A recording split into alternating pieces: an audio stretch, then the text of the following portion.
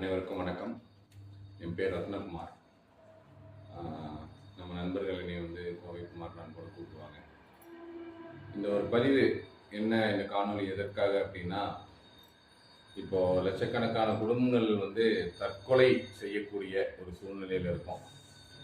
எதுக்காக அப்படின்னா, நாங்கள் எல்லாமே சுற்றுலா வாகன ஓட்டுநர்கள் மற்றும் உரிமையாளர்கள் சார்பாக இந்த காணொலியை பதிவு செய்கிறேன். எதுக்காக அப்படின்னா, மேக்ஸி கேப் வாகனங்கள், கோச் வாகனங்கள், இந்த 18 சீட்டு டெம்போ டிரைவர், இது எல்லாமே இப்போ சீட் பெர்மிட் இல்லாதனால எங்களால் வண்டியை இயக்க முடியல. நாங்கள் தமிழ்நாட்டுக்குள்ளே தான் இருக்கோம், ஆனால் சொந்த மாநிலத்துக்குள்ளேயே வண்டி ஓட்ட முடியல. ஏன்னா போகிற இடத்துல எல்லாம் காவல்துறையினர்கள் வண்டியை நிப்பாட்டி என்ட்ரிங்கிற பேரில் ஒரு இங்கே கோயம்புத்தூர்லேருந்து இப்போ நாங்கள் மதுரை போகிறோன்னா 4-5 இடத்துல நிறுத்தி வசூல் பண்ணுறாங்க. ஊட்டி போகிறோன்னா ஊட்டிலையும் இதே பிரச்சனை, திருச்சி போகிறோன்னா போகிற வழியில் எல்லா இடத்துலையும் இதே பிரச்சனை. இதே மாதிரி அண்டை மாநிலமான கேரளா, கர்நாடகா, ஆந்திரா போன்ற மாநிலங்களுக்கு எங்களால் வாகனத்தை இயக்க முடியல. உள்ளே போனோன்னா 30,000-40,000 ஃபைன் போடுறாங்க. ரீசெண்டாக கன்னியாகுமரி வண்டிக்கு 1,08,000 ஃபைன் போட்டாங்க.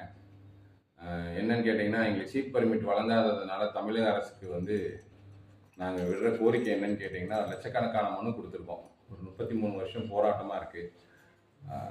இத்தனை லட்சம் மனுவை வாங்கிட்டு அந்த மனுவெல்லாம் என்ன பண்ணாங்கன்னு எனக்கு தெரியல.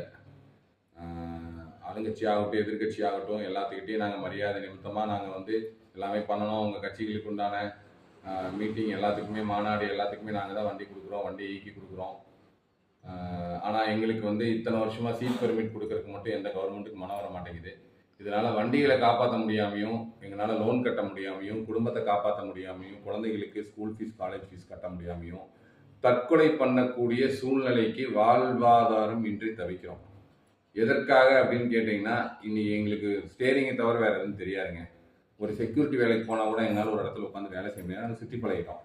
ஸோ அதனால் எங்களுக்கு தமிழக அரசு ஏதாவது உதவி செஞ்சு தமிழ்நாட்டுக்குள்ளேயும் பிரச்சனை இல்லாத மாதிரியும், அண்டை மாநிலங்களுக்கு செல்றதுக்கு அங்கே பேச்சுவார்த்தை நடத்தி எங்களுக்கு அந்த பிரச்சனையை முடிச்சு கொடுக்குற மாதிரியும், சீட் பெர்மிட் விரைவாக வழங்குறதுக்கு ஆவணம் செய்ய மாதிரியும் தயவு செஞ்சு லட்சக்கணக்கான ஓட்டுநர்கள் மற்றும் உரிமையாளர்கள் சார்பாக கேட்டுக்கிறேங்க.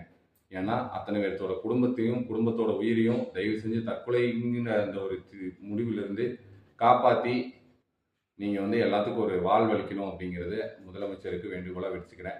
அத்தனை பேர்த்தோட தற்கொலைக்கு நீங்கள் யாரும் காரணமாக இருந்துடாதீங்க அப்படிங்கிறது என்னோட கருத்துங்க. முதலமைச்சராகட்டும், போக்குவரத்து துறை அமைச்சராகட்டும், தயவு செஞ்சு உடனடியாக இதுக்கு நடவடிக்கை எடுத்து எங்களுக்கு ஒரு ஹெல்ப் பண்ணுறோம், சப்போர்ட் பண்ணணும் அப்படிங்கிறது நாங்கள் கேட்டுக்கிறோம். நன்றி, வணக்கம். கோவையிலேருந்து குமார்.